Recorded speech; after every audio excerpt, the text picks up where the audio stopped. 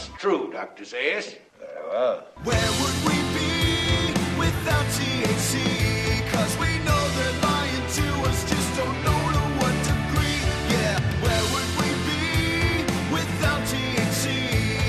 The higher side chat show, Greg Carwood and Company. All right, people, many of us see the signs that we're on the verge of chaos in more ways than one. Tensions are high in America, with an election cycle as polarizing as ever and the war with police becoming the new normal. Europeans are lashing out against their EU overlords. The military-industrial complex is doing all it can to invoke World War III, and the Ponzi scheme house of cards that is the globalist economy seems to be on shakier ground than ever. These are troubled times indeed, and lucky for us, Jeff Berwick, the Dollar Vigilante himself, is back on THC to talk about bold and creative ways to keep us afloat amongst the madness. Jeff is an anarcho-capitalist and freedom fighter against mankind's two biggest enemies, the state and the central banks. Of course, he's also the founder of the Dollar Vigilante and host of the popular video podcast Anarchast. Jeff was fortunate enough to capitalize at the peak of the tech bubble, which freed him up to travel to over 100 countries in 5 years, and as a result, has become one of the biggest proponents of the permanent traveler, prior taxpayer theory, a true citizen of the world and a man bound by no borders. Jeff, welcome back to THC, man. Always a pleasure. It's been too long. Yeah, man, definitely. It's been about 3 years since that last show. Obviously, a lot has changed. I guess to kick this off, tell us a bit about what you've been up to and how you've been navigating these rough waters and what you've been seeing out there. What I've been up to for the last 3 years? Wow, I don't even know. It's been, like I said, it's been a while since I've been on. Of course, I love your show and so glad to be back on. I don't even know what I've done the last 3 years. It's been so much. It's just been insane, really. If you look at everything happening in the world today, I just know, I remember when I started the Dollar Vigilante in 2010, my biggest question was, what am I going to write about every day? It just wasn't that much stuff happening. There was definitely stuff happening, but it wasn't like anything like what's been going on for the last few years. And it just seems to be speeding up even more and more now. And I think the reason is because we're getting closer and closer to just complete crazy collapse sort of situation. Perhaps war, as you brought up, all sorts of civil unrest is possible. Definitely this summer. Financially, things are just so close to the end right now. Of course, 2008, it almost all blew up. It didn't fully blow up because they just decided to print more money for the last 8 years and go into negative interest rates now, which is insane. So yeah, there's so much going on, and I'm just working literally pretty much from the time I get up to the time I go to sleep every day, just trying to keep up. Yeah, man, it is tough. And last time we talked, we focused really on the reality that it's such an uphill battle for Americans and the like, because our system is showing us fewer and fewer options, lower wages, crippling healthcare and college loan systems, and has also taken 40% of our taxes before we even see that paycheck. But I found some of your creative international options to be pretty hope-inspiring and attainable for anyone who's just had a basic amount of resources. Maybe you can tell us about where you see some of the best options around the globe for a do-over these days. Well, I guess we should start sort of at the beginning. We just passed July 4th, which is Independence Day, which no one really celebrates anymore. They don't celebrate the independent part of it. They celebrate the government part of it, the flags and the fireworks that are all paid for by that stolen money. And isn't it funny that it was, the entire independence revolution in the U.S. was because of a 2% tax on tea, and just tea. There was no income tax. There was nothing else. And people fought a really bloody war over that 2%. And now, as you mentioned, 40-50% of tax, of income tax, and that's just income tax, not including the sales tax, capital gains tax. You could literally go on and on for hours on all the taxes. I think if you really added them all up, for most people, it's probably 60 or 70% of what they make goes towards taxes, and no one seems to mind anymore. So that dumbing down sort of process has really worked out. It was really two people in the 20th century who sort of outlined what the agenda was. They were both essentially insiders, essentially Freemasons.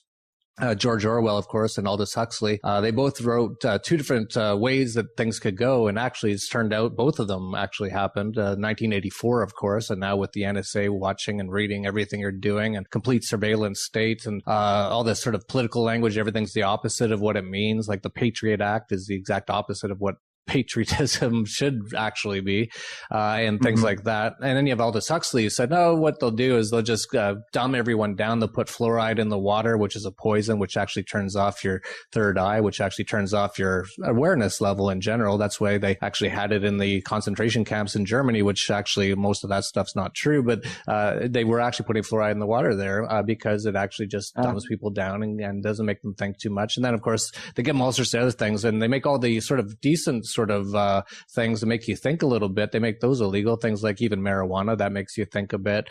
Then there's even much bigger things like DMT and ayahuasca and iboga and all these things, and all those are illegal in the U.S. because they don't want people to get outside of this control grid matrix that they've got people in, which also works through the television programming, and it's called programming for a reason.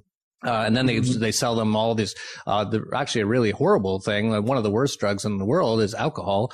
And, the other side effect of alcohol is that it just makes you kind of dumb. It kind of just makes you, stupid and not think about things and, cheer for football and stuff like that, which, football is fine, but the entire sort of thing is just to keep people pretty much dumbed down. And they've done that. So I guess we started this with the question was, how do people kind of get outside of the system a little bit, and definitely the taxation system. And so what you're alluding to there, I think, is sort of what I've been doing for the last 10 or more years, actually, something called the permanent traveler or prior taxpayer theory, called PT theory or lifestyle.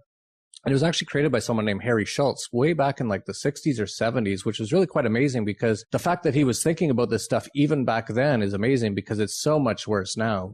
So I could even imagine if I lived in the 60s in the US, I'd be like, yeah, it's, there's taxes and stuff, but it's not too bad. You can still do quite well. There's not a ton of regulation. You could still a lot of freedom.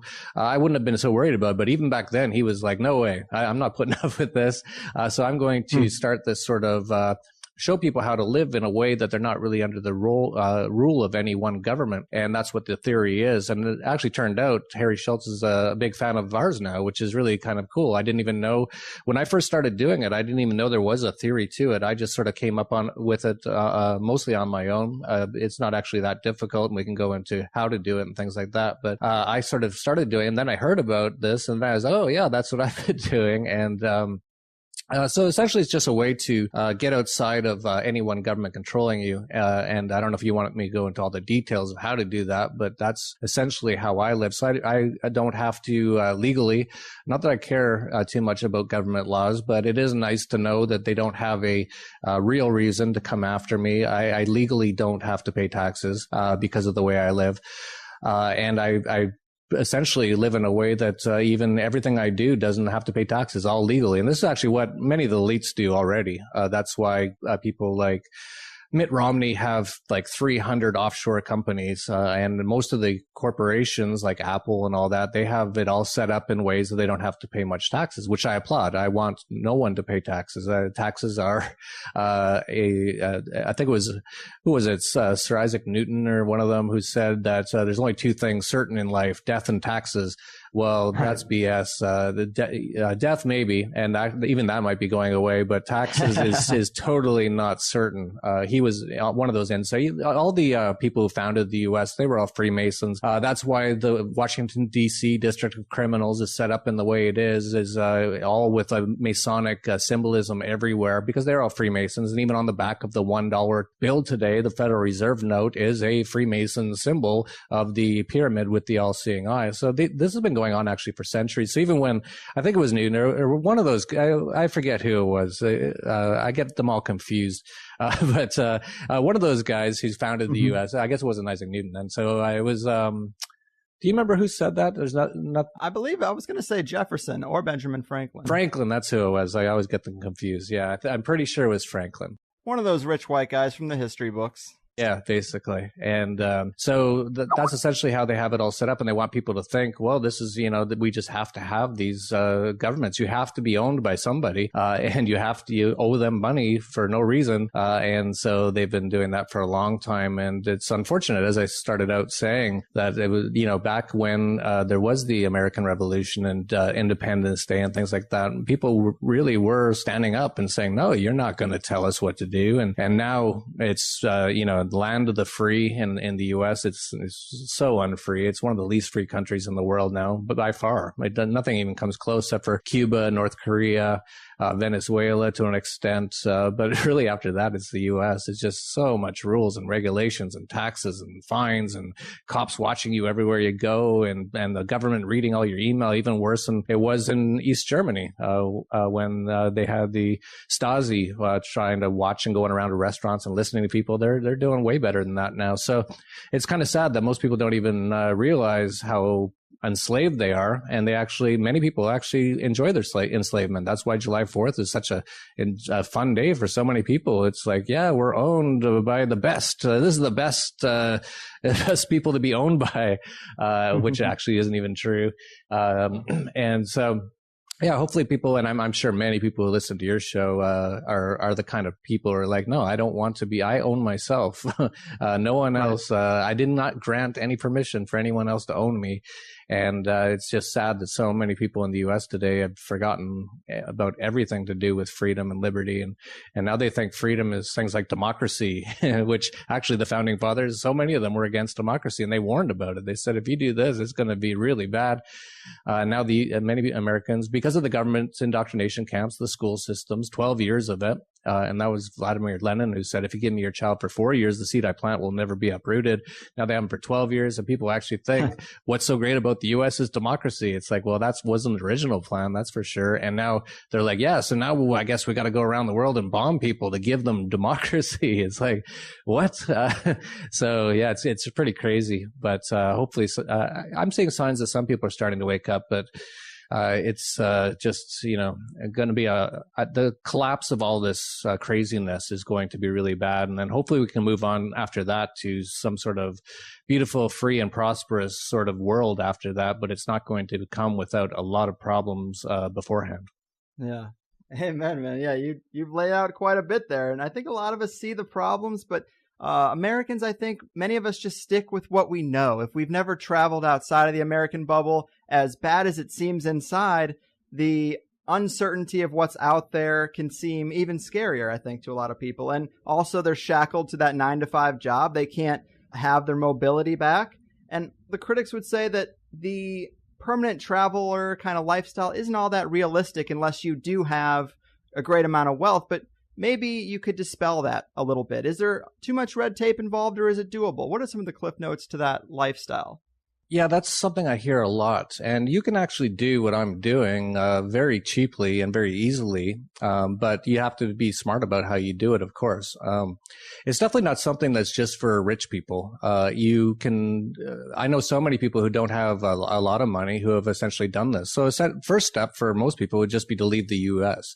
And you pointed out right off the bat that so many people are scared to leave the U.S. because on the mainstream media, the television programming, and it's called programming for a reason, they fear. Oh, look, this country, look how bad it is. Look at this. And I've been in many of these places, and it's not. I'm coming in from Mexico right now, Acapulco, Mexico, which according to the CIA is the 4th most dangerous city in the world. And I feel safer here than most places that I've ever been. So that should tell you something. You just turn off the programming.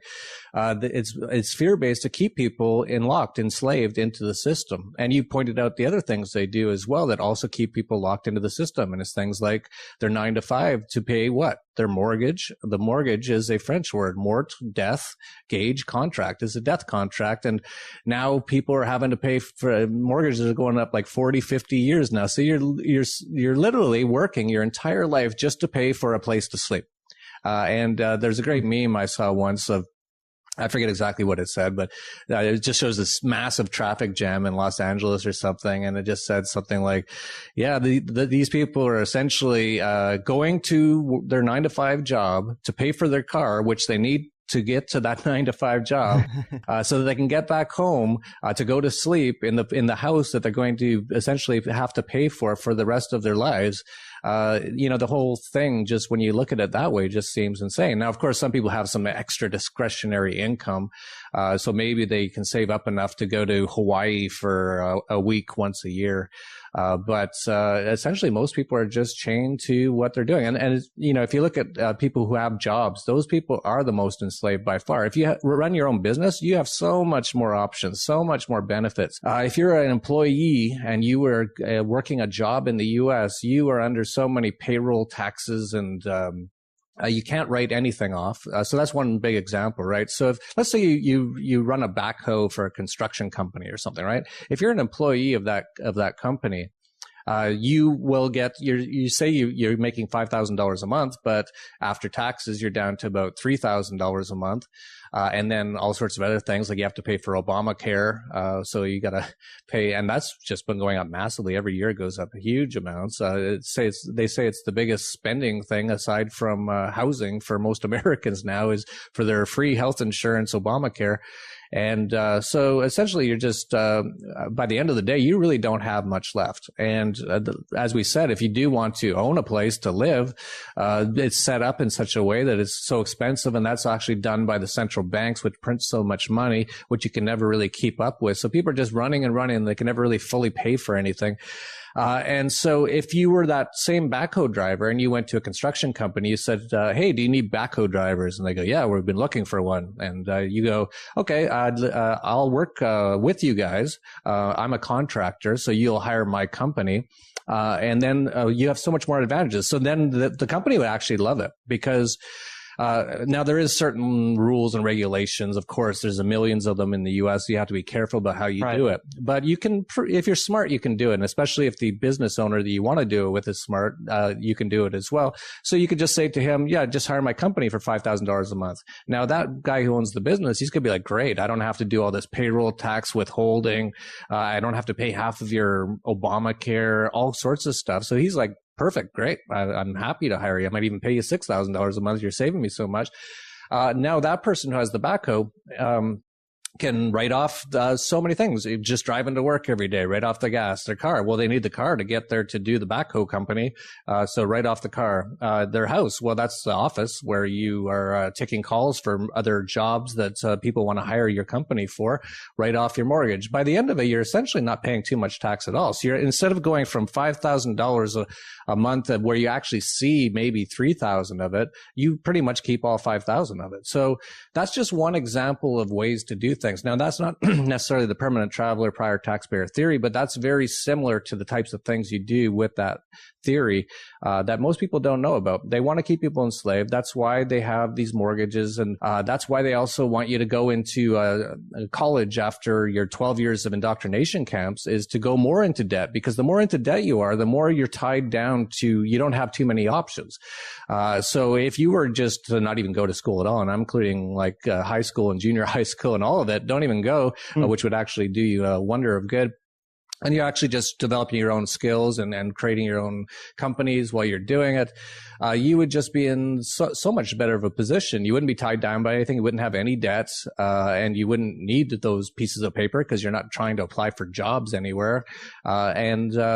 And then I would suggest you try to internationalize the business, get out of the U.S. completely, still do business in the U.S., but not actually as a resident of the U.S. And then you get even more benefits. So there's actually just ways to do this. So I've actually met so many people who have small companies and things like that in the U.S., especially internet companies.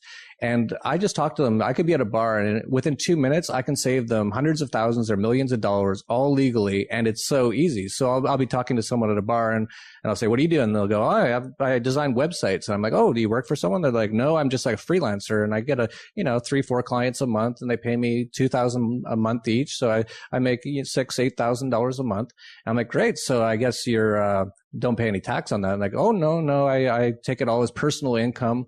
So I pay, half of it to tax. And I'm like, well, you don't have to do that. Why don't you put it into a company? And especially if it's an internet company, why don't you put it into an offshore company, which is a zero tax place? Like there's so many of them, so many in the Caribbean, even places like Hong Kong, Singapore, they're much, much lower tax, and essentially you end up not really paying any tax. And just by doing that alone, I could right there. I just made that person $50,000 a year. Over 10 years, they just made $500,000 they wouldn't have otherwise made. But they just don't know this because they're not going to tell you this stuff on TV. This isn't going to be on your nightly television programming, how to actually set things up so that you can actually save more of your own money and not have more of it extorted by these criminal enterprises called governments. And so people just need to get outside of this mindset and stop listening to what they're told they're supposed to do. And once you start to do that, everything gets much easier. And I think you yourself, you've done something similar in that you're kind of working for yourself. You've built your own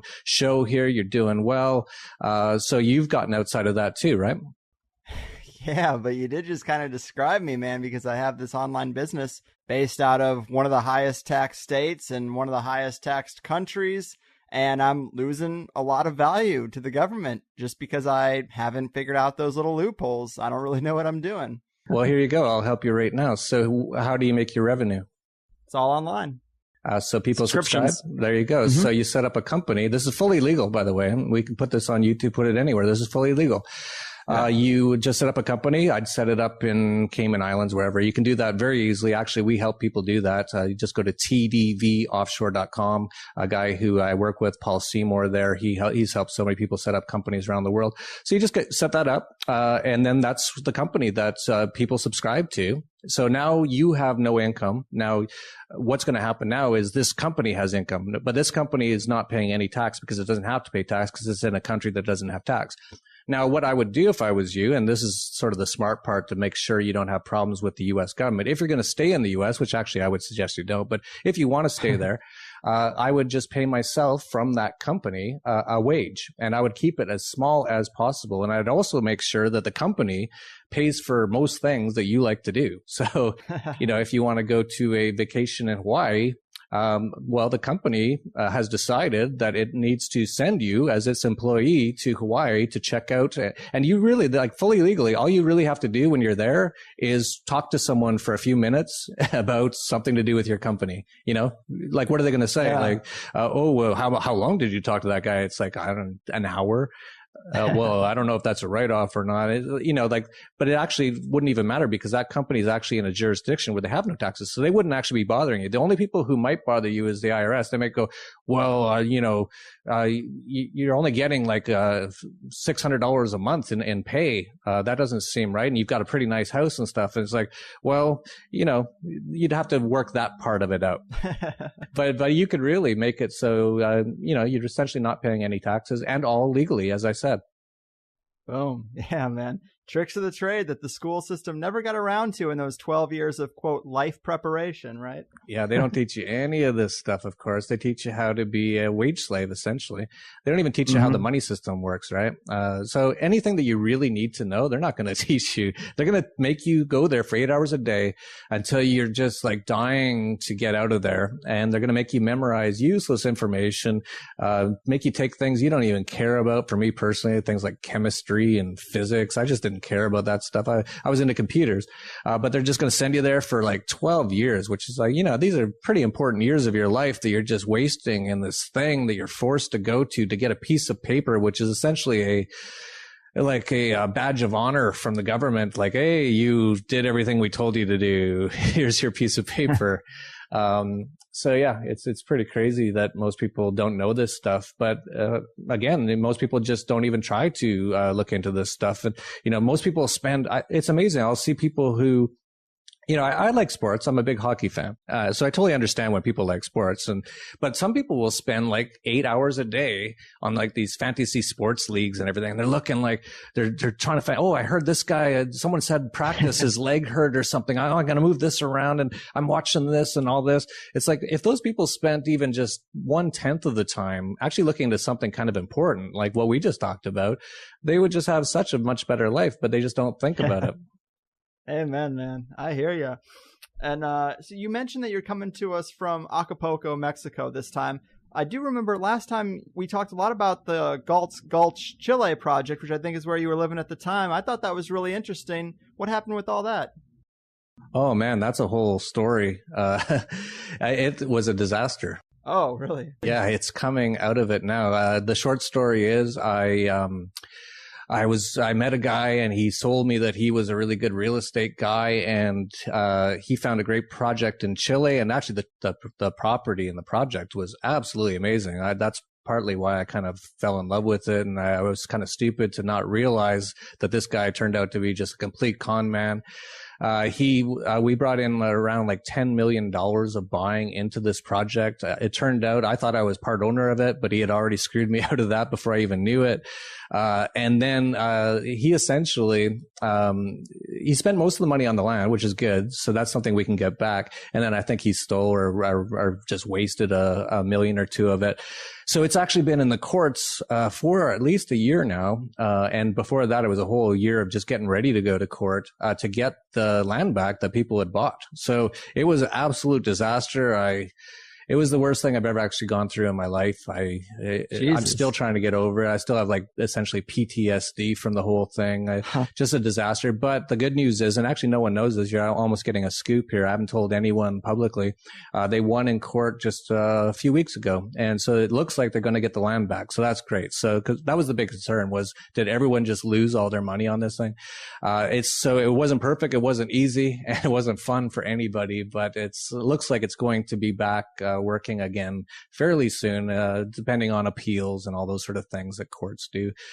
So yeah, that was not a fun time for me, but I might have a happy ending finally now on the horizon. Wow, yeah, that's crazy. So I guess Acapulco is where it's at now, but another fascinating thing I saw you had stumbled upon about the economy is this Shemitah 7-year cycle and this Jubilee year thing. We know the globalists really like their numerology and prophecy and all that jazz, so this just seems kind of par for the course, but break that down for us. What have you come to realize about these cycles? Yeah, it's a really interesting story. So I've been writing the Dollar Vigilante since 2010, and the reason I started writing that was because I began looking into how the financial and monetary system and the economics and things like that around 2000. And you mentioned at the start of the show that I had a internet company. It was actually the biggest financial internet company in Canada, and it still is to this day. And I found it out of my house in 1994, and by the year 2000, it was worth $240 million right at the height of the tech bubble. And then after the tech bubble just totally collapsed almost overnight, it was almost worth nothing. In fact, many people said we should go bankrupt. That's how bad it was. But I managed to salvage it, and I managed to sell it just for a fairly small amount of money, definitely nothing close to $240 million. We're talking about 1/100th of that at best. And it was enough money for me to spend a few years just sort of traveling and figuring out and actually just recovering, because that was also a very traumatic experience, having this company that went from almost nothing to within a few years go to $240 million valuation.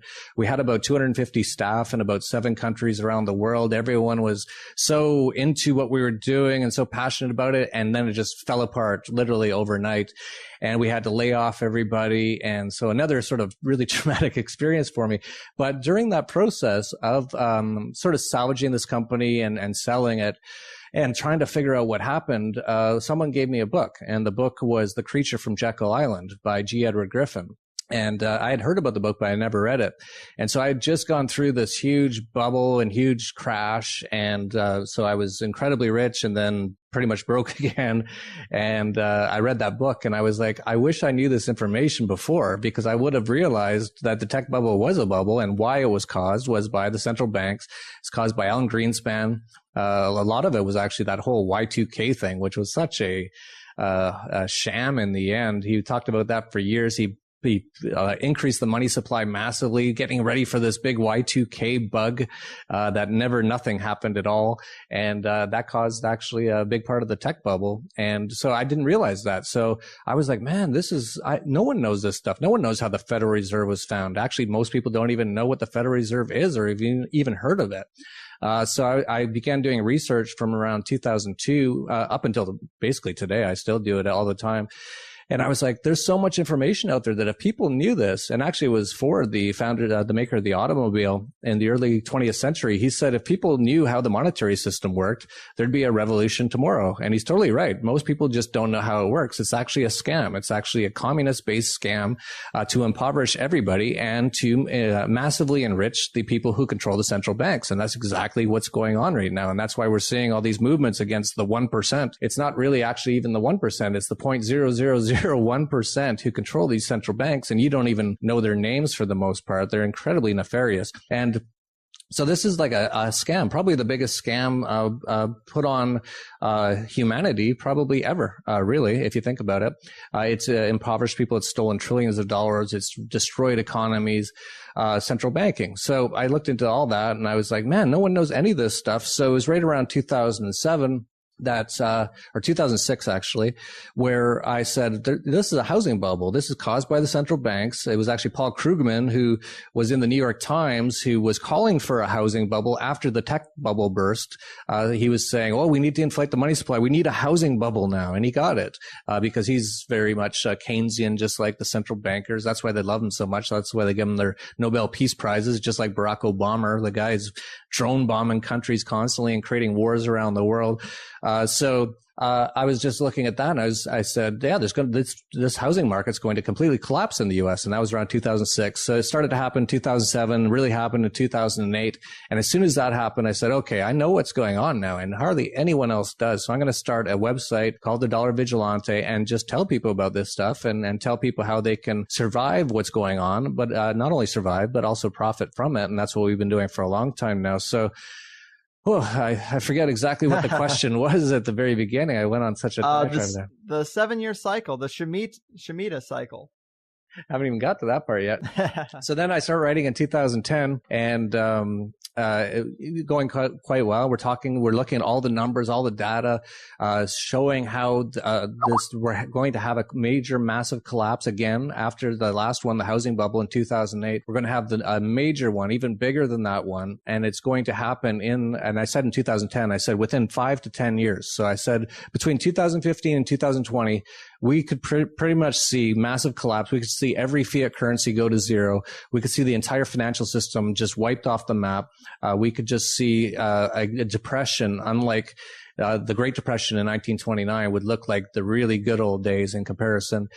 So I started to put all the information together on that, and Dollar Vigilante grew and grew and grew over time as I kept making the right sort of predictions, as more people just sort of realized that I'm right on what I'm talking about. And then it was 2 years ago that I heard about a book by Johnathan Cahn called The Harbinger.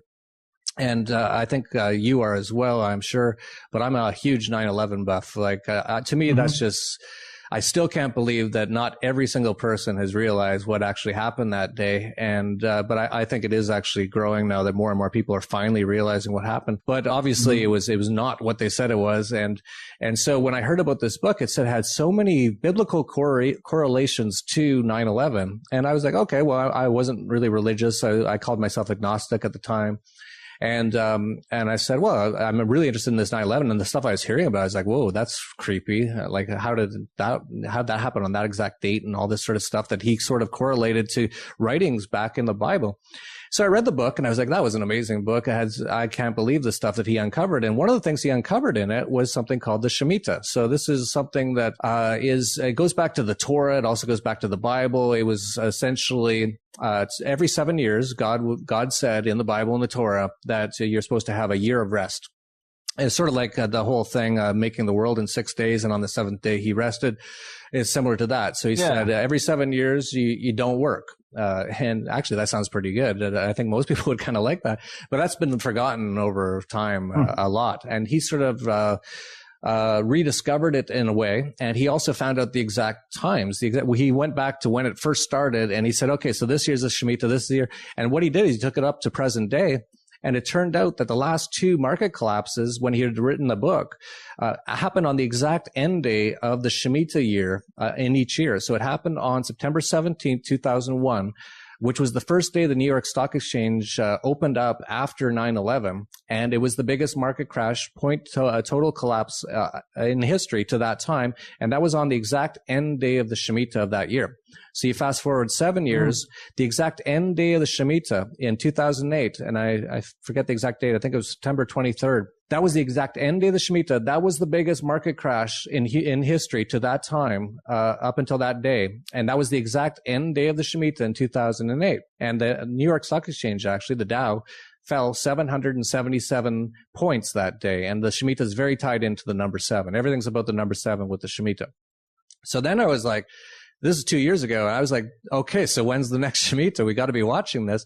And that was actually last year. Right. It was September 13th, 2016. So I began talking about it last year, and I was saying we need to be watching this date. And I actually look back into past Shemitahs as well. Even the 1987 market crash happened about 2 weeks after the end date of the Shemitah in 1987. And it just seems to always be something happening on or around that date.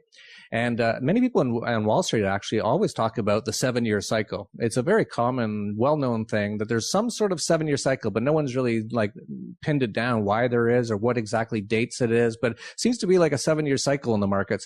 Well, Johnathan Cahn, with his discovery of the exact Shemitah dates, it seems to have nailed it down to that's exactly when we have market crashes and collapses is on the end day of the Shemitah. So I was watching last year, September 13th, 2016. 15? No, I think it was 13th.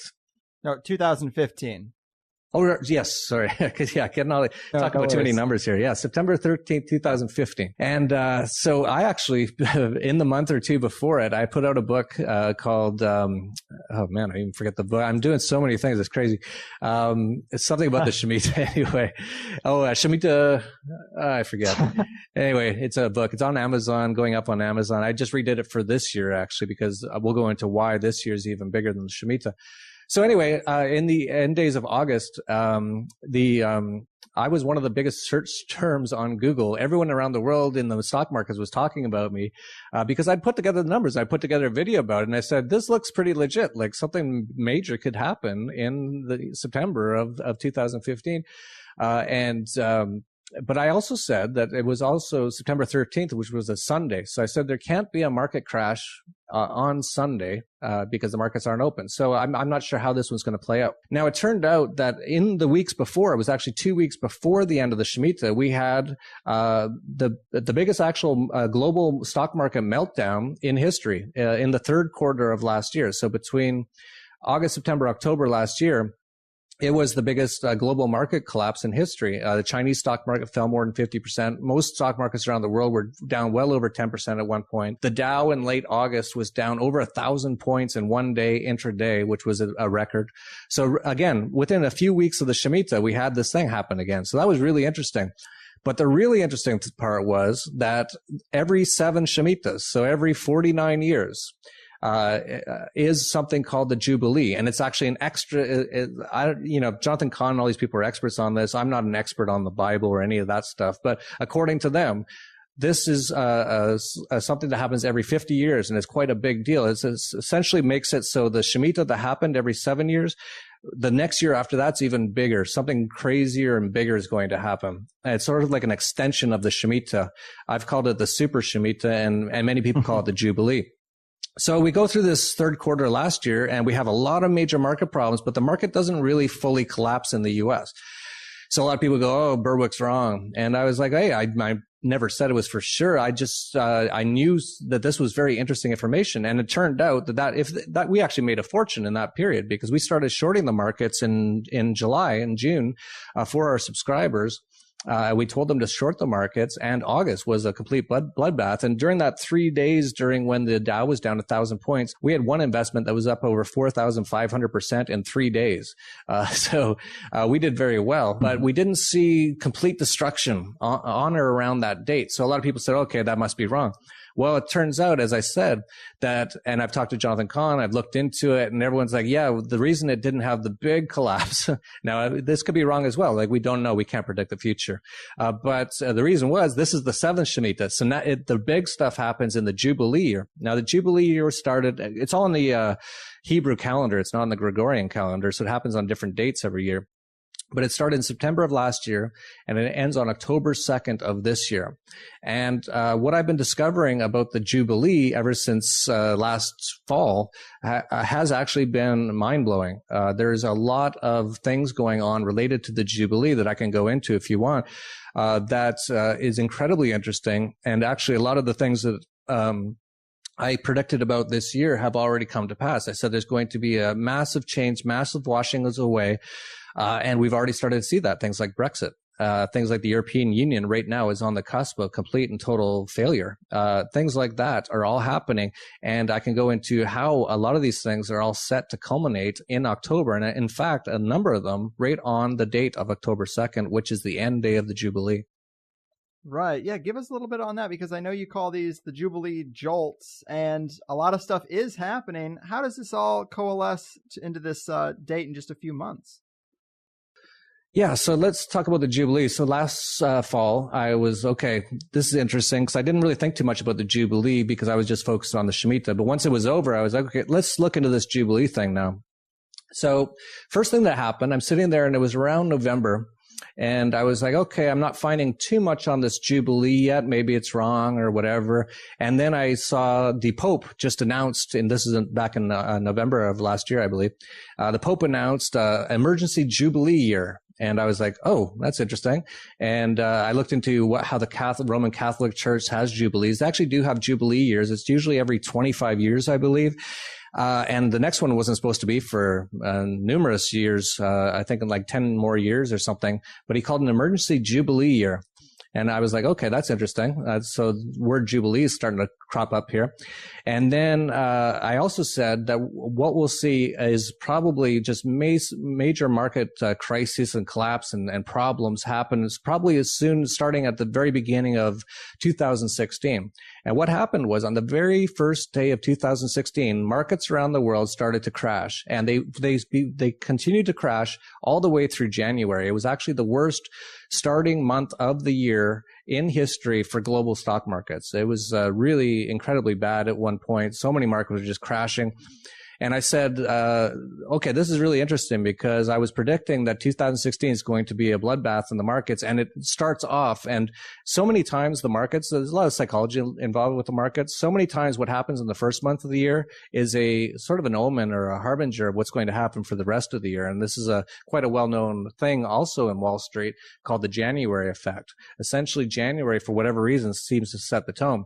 So again, I was like, okay, I seem to be on the right track here. And again, we made a fortune actually in January and even up until today, because we were short heavily the markets again, and we were very long gold and silver and Bitcoin. And since Bitcoin's doubled since the start of the year, gold and silver up, silver's up about 40%. We've been buying calls on these things. We're up hundreds or even thousands of percent on a lot of these things. So again, we're doing really well with just generally trying to gauge what's going on here. And then I think it was in January, the Bank for International Settlements, a guy named William White, and he was essentially their top economist, was quoted at Davos saying, we're on the precipice of, and I'm just paraphrasing here, but essentially what he said was, we're on the precipice of a complete and total collapse, unlike anything ever seen.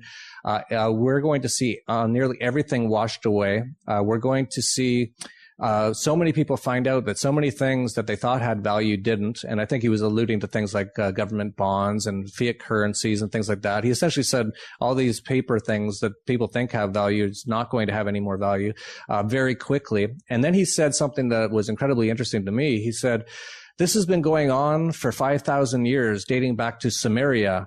It's a debt jubilee or a jubilee, he said, and this happens, and it's going to happen very soon, and it's going to wipe away most things. So again, I was watching this. I'm like, okay, he just said it's a jubilee, and it's going to be a complete wipeout. And this is a guy for the Bank of International Settlements, so pretty big name, pretty connected to these elites.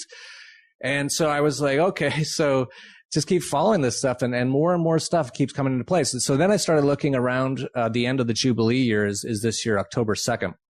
So I was like, okay, is there anything sort of a major, because these Shemitahs and Jubilees are sort of associated as well, not only with a washing away, but just like a major shift to something new.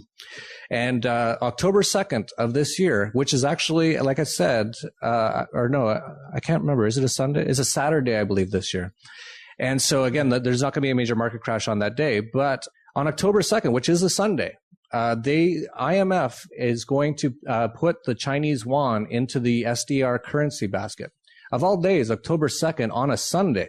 So this is the end of the Jubilee year on a Sunday. They're going to essentially usher in a new currency system, I believe, the SDR. And so this could be part of it. And as well, it's really interesting to note that whenever they have a major banking crisis, financial crisis, market crisis, they usually announce it on a weekend. And so this, again, is on a Sunday. It should also be taken into note, and you might know more about this than me, because I'm just looking into all this stuff. All this is quite new to me. Is on October 2nd, in the evening on October 2nd, the Jesuits are putting in a new priest or something. Now, on the evening. So right, like, you know, as the bell tolls of the very end of the Jubilee year, they're going to put in their new Jesuit priest. Now, you might know a lot more about this than me. I'm just started looking into the Jesuits. They appear to be really tied in with the financial elites. And of course, talking about the number 7, going all the way back, Christine Lagarde did that speech a few years ago about the magic number 7. Oh, and I should point this out. This was absolutely fascinating. And I didn't realize it till after the fact. So we had Brexit, which happened a week or two ago. It happened on a Thursday, I believe. No, the poll was on a Thursday. I think the markets opened on a Friday. And that day was actually, and so we're in the Jubilee year here, right? And they have Brexit, which Britain leaves the EU, which is pretty big washing away of sort of a thing. The next day, the markets open, and it was the worst day for global stock markets in history for a one day. And the really interesting thing that I discovered about that, just right after someone sent it to me, a lot of people are really into numerology and stuff. That day, when the markets opened, had their worst day in global stock markets worldwide, was 7 years, 7 months, 7 weeks, and 7 days from the last Shemitah on September 28th, I believe, 2008. Damn. So that was really interesting. So I just keep discovering this stuff, and it just seems to all tie in. You know, I don't even know what to say about it. I know for sure that these markets are going to crash. That's just numbers. That's just math. That's just this whole system is so unsustainable and so on the edge that's going to happen. But I just keep finding all these. I've just sort of uncovered all these things.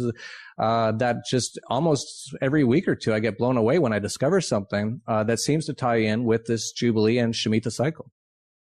Yeah, man, it is an incredible rabbit hole for sure. I'm right there with you. I have guests all the time that talk about the Jesuits and their role in the power pyramid. Definitely seems like October 2nd is going to be a time to watch. Another thing that's kind of interesting about this is you have a video where you point out that the January 1988 issue of the Rothschild-owned Economist magazine had a cover story, "Get ready for a world currency," with the image of an eagle standing on a pile of burning dollars wearing a pendant that said 2018, so 30 years. Again, we know they like their codes. Now that we're only 2 years from that prophetic pendant, it's pretty interesting to see what's actually happening. Yeah, if you, the only reason to subscribe to The Economist magazine is just to see, because the elites put in a lot of their cover stories and a lot of their cartoons, even a lot of their plans. It's actually crazy, but The Economist is owned by the Rothschilds. And so many things that they put in there just comes to pass soon after, or in this case, long after. Some of these plans are very long. Even the European Union, that was actually hatched at the Bilderberg conference. And actually, I've been to the last Bilderbergs trying to expose them. I was just there in Germany a few months ago. And they hatch these things. They have long, decades long, sometimes even possibly centuries long plans. The people doing these things, I don't even know if they're fully human, to be honest, or if they're not controlled by some sort of entity, because they're just so long planning and they're so good at what they do. And so, yeah, in 1988, I think think you pointed out. On the front cover of The Economist, they have a phoenix. It wasn't just an eagle or a bird. It was a phoenix rising out of the ashes, and it said world currency. And then, as you said, it had this like almost like an Olympic medal around its neck, and it says 2018. And it looks like it's headed that way. If you look at everything going on, we've had this war on cash that has just been launched in the last year, which is almost getting rid of all paper money very quickly. We're just a massive war on cash. You're seeing parts of Europe now, they're just not even having paper currencies anymore. They're trying to just get rid of them. That's to get everyone into the banking system, in my opinion. And then at that point, because people won't be able to protect themselves, they won't be able to just take out all their money from the bank. They won't even be able to do that. That's what their plan is. They're going to let everything collapse, in my opinion. That collapse might happen this year, in my opinion. And then over the next year or two, as everything's just chaotic and crisis and problems, they're going to come out with their new sort of world currency, their new world government, their new world tax system, a new one world religion, all these sort of things. And they're going to make things so bad, they're going to say, hey, if we have to do this. Look how bad everything's gotten. So I think that's generally the plan, and I can see it working that way. And so it is interesting that the very end day of the Jubilee this year is when the Chinese yuan is going to be added to the SDR basket, the special drawing rights, basically a world currency run by the IMF. So very, very interesting times for sure. Yeah, that is concerning. And you mentioned the Brexit, and the Brexit vote, on the surface, this totally seems like a powerful, rebellious act against globalization and the consolidation of governments, but I think the puppet masters have too much control to get blindsided by a vote that they allowed to happen. I'm not sure, but that's just what my gut says. What are your thoughts on this? Can we trust the integrity of that Brexit vote? I think you made some really good points there. I think it's both points that you made I agree with. People are waking up thanks to the internet. People are starting to realize there's just a crazy control system controlling everything, and all the central banks and all the governments, and people are getting sick of it, especially in Europe. And I think they did it on purpose, actually, now that I look at it.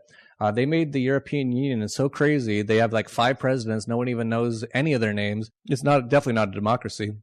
It's what I call a technocracy, which is very sort of communist socialist leaning. So they've been putting in literally millions of regulations. I think for like a pillowcase, there's something like 100 EU regulations on how you can make a pillowcase and all this sort of stuff. So it's gotten so crazy. And I think they did that on purpose. I think they're trying to make things so bad that people start to want something else.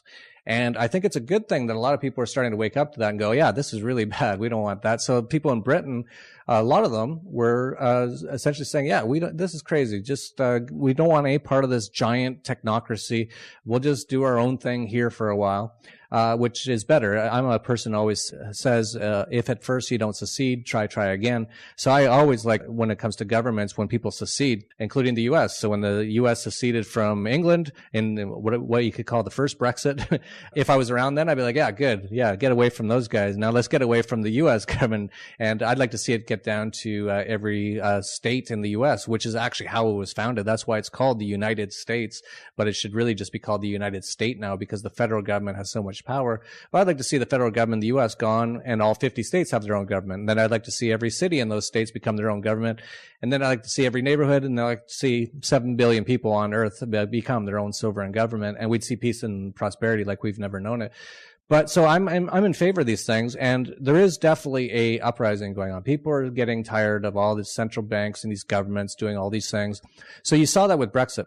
The Bilderberg this year was held in Dresden, Germany. Usually every second year they have it in Europe, and then the next year they have it in the US or North America, and then they bring it back to Europe. Last year was in Austria, and I went for that one too, where the only myself, Luke Radowski of We Are Change, and Dan Dix of Press for Truth, we actually infiltrated the conference. We were the first journalists to actually get into the conference room. They kicked us out and everything. But then we went again this year, and the interesting thing was that it was held again in Europe. Very interesting, especially because this is a election year in the U.S., so they would normally have it in the U.S. for sure this year, but they had it in Europe. And I think it's because their focus at this moment in time was on Europe and the Brexit and things like that. And we saw with the Scottish referendum, as there was so much vote rigging, so much manipulation. It looked like the polls showed that most people in Scotland wanted to separate from the UK. And again, I support that. I always support secession. But when the polls came out, when the votes came out, and I think it was Stalin, it says it doesn't matter who votes, it matters who counts the votes, and that's totally true. And they said, oh, no, they didn't secede. And so I was watching Brexit and I thought, okay, I bet they're just going to do that again because it looks like Brexit has enough support, and especially with that Brexit movie coming out, which was crowdfunded and watched by millions of people. Thanks to the internet, the information got out enough that people realized, yeah, we don't want anything to do with this EU monstrosity. And so I was expecting that they would probably just rig the vote again. They've rigged every vote. They rigged even the 2000 presidential election with the hanging chads and the Diebold machines, which are owned by all the same people who run the central banks. And so I was expecting that. So when it actually went Brexit, I was really surprised. I was like, this is awesome. But then I started thinking, I'm like, what are they planning here? Because they wouldn't allow it. They control everything. When it comes to this stuff, when it comes to votes and things like that, especially if it was such a close vote, if they wanted it to be Bermain, it'd be Bermain. Exactly. No doubt about it. Absolutely. So I think what they decided to do was to let it go. So many things just absolutely crashing. And that has not ended, by the way. We've had a quiet period here lately. But when you have a move that big and things like the British pound moving down 10% in one day and things like that. You have companies and hedge funds that go bankrupt. You don't even know they're bankrupt yet. And that when they go bankrupt, they will cause another wave of selling and all sorts of craziness. So I think what they're doing is trying to cause a massive chaos in Europe. And what they're going to do is to use that chaos, as usual, problem, reaction, solution, to bring in a new sort of system, which will be more in line with this full one world government they want to bring in. Yeah, it's going to be interesting, but I think in retrospect, it looks like that's what they had planned. If you look at people like George Soros, and he's a very high level insider, he's not at the top of the pyramid by any means, but he's pretty high up on the pyramid. He moved out of all his stock holdings. He actually started shorting the stock market, and he made his biggest position holding gold all in the last 2 months. So what happened right after Brexit? Stock markets crashed all over. He probably made billions of dollars, and gold absolutely skyrocketed, and silver as well. So they plan to do this. I think it's just to create more chaos. And I think as well, though, on the bright side, on the positive note, I think they knew they had to kind of let something like this happen, because if they kept rigging the votes, if they kept stopping people from being able to secede, it would cause people to get out the pitchforks and actually really try to find out who these people are and go after them. So I think to some extent they were forced into this position, and they realized, yeah, we have to let them get a little bit of satisfaction at some point, that they have some sort of control, or could be just an absolute all-out revolt. So it's really hard to say. I'm just guessing on a lot of these things, but from all my research, I think they allowed it to happen. And they're going to also probably allow it to happen in a lot of parts of Europe. And I think what they're going to do is blame this Jubilee collapse. So it might happen by October. And if it doesn't happen by October, it could happen a few months after. It could even happen in the next year or so. Who knows? But it all looks like it's headed towards that direction. It was already headed in that direction. These governments are already bankrupt. These central banks have already been printing so much money that we're now into negative interest rates. This system is broken. When you have negative interest rates, you now have people lending the Swiss government money for 50 years with the promise that they'll pay them back less in 50 years. This system is broken. It's demolished. And so I think what they're going to do is to say, okay, look at all these independence movements. That's what caused this massive collapse. And then they're going to bring in the SDR. And then over the next couple of years until 2018, just make chaos and craziness and blame it all on this sort of secessionist movements and all this freedom talk, and make things so bad that people say, okay, let's go for this one world government SDR thing. It's got to be better than this. So I think that's generally their plan at this point in time. That's a good breakdown. I appreciate that. I'm right there with you. I'm very skeptical of what's going on. I think that might be part of the plan, is to blame the people for the collapse that they're engineering. But man, so we're getting to the end of the line here. Do you have any extra advice for people trying to keep their financial ship afloat in these rough waters ahead?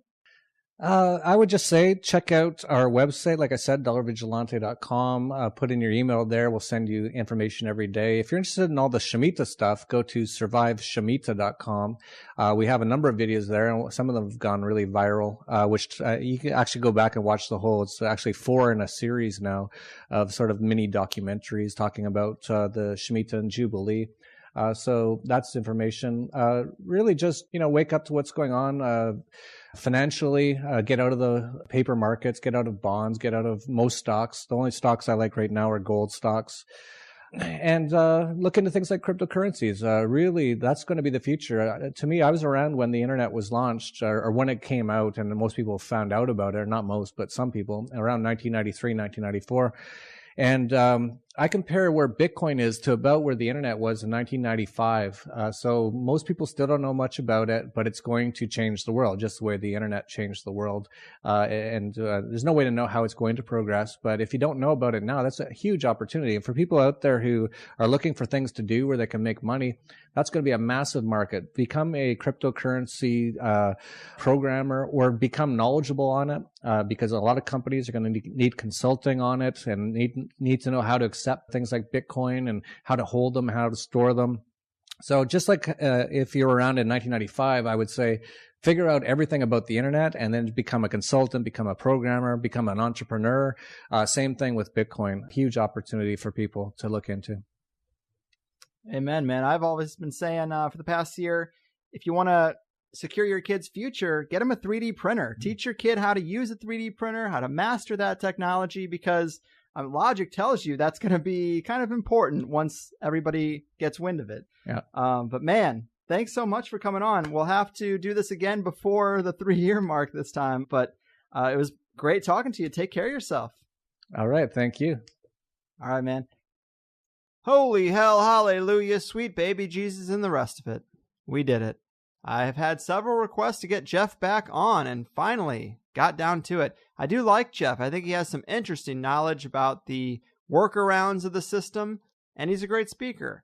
But I don't actually subscribe to the anarcho-capitalist mindset myself, which is fine. I've had plenty of guests on that have views other than my own, as long as we agree on a lot of the big important things and recognize that the deck is stacked against the people in this Rockefeller Rothschild 9-to-5 Pokemon Go reality, and that's a huge area of agreement between us. But I don't subscribe to any real philosophy because I don't think any of them work for all situations. And whatever you present, socialism, capitalism, whatever, I can probably play devil's advocate and find some flaws. I've had a lot of positions consistent with libertarianism, but I think getting rid of the minimum wage and trusting corporations to pay us accordingly to the value of our work without regulation is completely insane. And that is a big thing for the Libertarian Party. And with a lot of these philosophies, everyone is worried about the size of government. I don't really care about the size. I care about the motivations. My real point, though, is that I've seen experts talk about maglev technology that can take you in a bank drive-through window style tube from New York to LA in 10 minutes with no pollution whatsoever. You could go to New York for a lunch break if you live in Los Angeles. That's nuts. I've also seen new solar panel paint that could charge electric cars while they drive. So what I want is that stuff. I want the futurist stuff implemented as soon as it's ready, on an ongoing basis, for the betterment of society. That's my ism. But let's take the solar paint, for example. If that's a private company who makes it, they're not going to solar panel paint the roads unless they make money. So without taxes or government, are we just going to individually pay a fee to use that road? And for how long? So do they just own all the roads now? There's no opt-out if it's already painted. Do we have a non-painted road next to the painted road so you don't have to pay the fee for the paint? I just don't like a world run by big business. So for some things, we need a government, and maybe even a big one. But if the brightest minds were given government contracts for anything useful besides weapons, then maybe we could implement some of their inventions for the good of the community, and taxes would have been paid for the scientists to invent the tech and for the paint to be implemented on the road. And we all win. There's even job creation in there somewhere. I don't know, it's all very complex, but I do want to take the profit motive away from a lot of things, or at least channel it differently. We talked about the police problems in this show, and of course, I'd like to overhaul the whole system, and it's all connected, so it's a huge conversation, but the best free market idea I've heard for solving the police issue is to have them all get insurance, like doctors do. Accidentally killed a black guy on purpose insurance. I'm kidding, but people who ended up killing a lot of people would have their premiums go up until they're priced out of the police force, hopefully very quickly, and the police would have a financial incentive to de-escalate situations and solve them without violence, or at least without death. Financial incentives, the only incentives anyone seems to give a shit about anymore. But that's a good way to use one. They also need to be trained better, but that's a whole nother thing. I can watch dozens of videos online of badasses disarming people with their bare hands. Why aren't they the cops? But obviously that insurance concept is a simplification of what would be a really complex system, but I think that there's a great remedy in there somewhere if we're going to live in a money rules everything kind of world. And it seems like we are, unfortunately. But when someone starts telling me about their ism or their ist, I just say, okay, in this paradigm, who paints the solar-powered roads and when do we get them? If your ist or ism has not addressed that yet, it is incomplete. Although none of this has anything to do with Jeff Berwick, it's just what came to mind. But the Shemitah stuff, the Economist One World Currency stuff, all great if you ask me. So what did we talk about in the second hour? Why should you sign up for Plus? What did you miss out on that you can't possibly go on living without? Well, all sorts of stuff. But we got deeper into that October 2nd date to watch out for. You know, side note, something Jeff also had discussed in other forums that we didn't get to talk about here, but we did discuss a long time ago when it happened. If you remember that cube that was added just a year or two ago to the Georgia Guidestones, it contained numbers on multiple sides, but if you assume them to be a code, perhaps a date, August 14th, 2016 could definitely be one that would work. So think about that on August 14th. It's only about 30 days away. I'm not saying something's going to happen, but if it does, think of the Guidestones. But in the Plus show, we also talked about opportunities in a collapsing world, new technologies, new implementations of the blockchain and Bitcoin tech, ways our future could be better, innovation. I love that kind of stuff. We talked Bitcoin being a CIA creation, and a lot more about the police problem and the flat earth theory. Oh, that's right.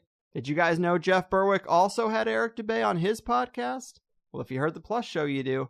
So I wanted to hear where Jeff was on that serious issue, and that was a lot of fun. So all good stuff. Sign up for Plus, and all your wildest dreams will come true. Thanks for listening. This next show is getting into some fun stuff, and it's almost done, so I might just put it out tomorrow. Fuck it. There are no rules, right? I work for nobody but you, so with your permission, people, I'm clocking out for the day.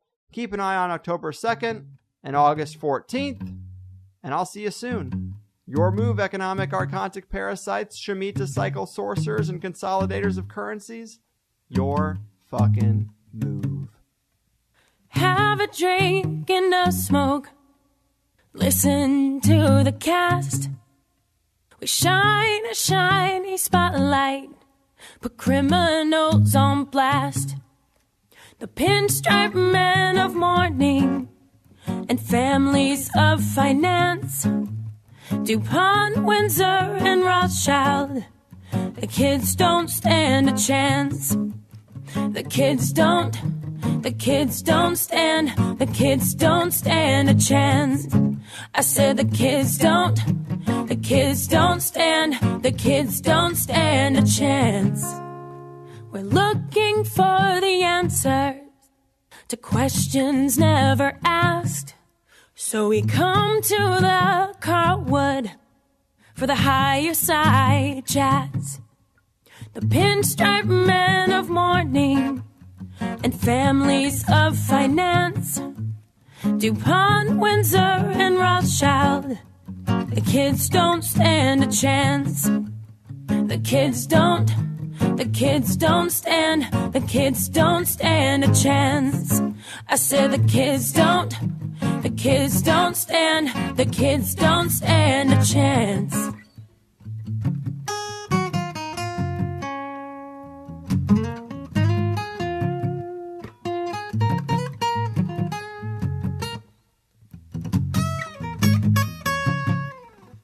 Involved in shady business, we try to get a glance. We're working on the numbers. Resistance must advance. The pinstripe men of mourning and families of finance. DuPont, Windsor, and Rothschild. The kids don't stand a chance. The kids don't stand a chance.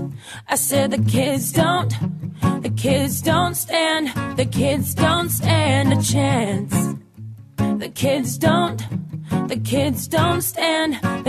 don't stand a chance. I said the kids don't The kids don't stand a chance. Hey guys, thanks for listening to the first hour of the Higher Side Chats podcast with me, Greg Carlwood. If you don't know, there is a second hour to all the episodes we do around here. Generally, we're able to get a lot deeper into the topics and ideas that a guest is about, so if you enjoyed what you've heard from THC for free, consider signing up at thehighersidechatsplus.com to get the second hour of the 5 shows I put together each month.